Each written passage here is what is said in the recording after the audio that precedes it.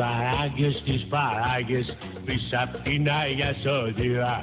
Δύο μάγκες, ο Λιανός και ο Παγής σκοτώσανε μια ψήρα, εμβρασμό ψυχής.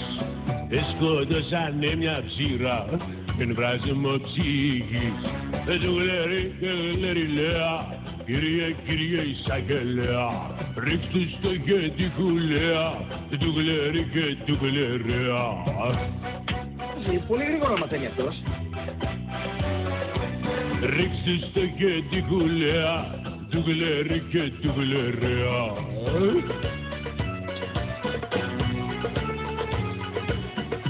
Ταλέντο ο Βογγάνος. Στο κουτουκί, πίσω από τον Άγιο Νείλο, δυο τραπούκι, πάνω στην καναπουριά.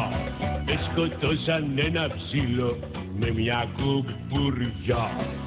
Σκοτώσαν ένα ψήλο με μια κουπουριά.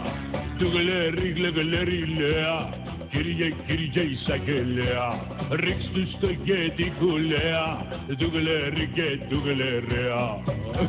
Τον βλέπω πλατινένιο το δίσκο. Αναρωτιέμαι τι θα κάνουμε τα χρήματα. Ρίξτε στο γέντι κουλέα, του γλέρι και του γλερέα. Καταπληκτικό, απίθανο, μπράβο! Μπράβο κύριε Βογγάνε, Καλά, αυτά για μένα είναι παιχνιδάκι. Να βάλω και μια δεύτερη φωνή στο ρεφρέν. Βέβαια, βάλε δεύτερη, τρίτη, ό,τι θέλεις, ειδικά εκεί στο ντουγλερέα. Δεν πιστεύω να μην κάνετε βίντεο κλιπ. Πώς δεν θα κάνουμε, αφού θα πρωταγωνιστήσω εγώ. Δεν μιλήσω, θα με πάρετε τα κυκλώματα. Άλλο έχουμε.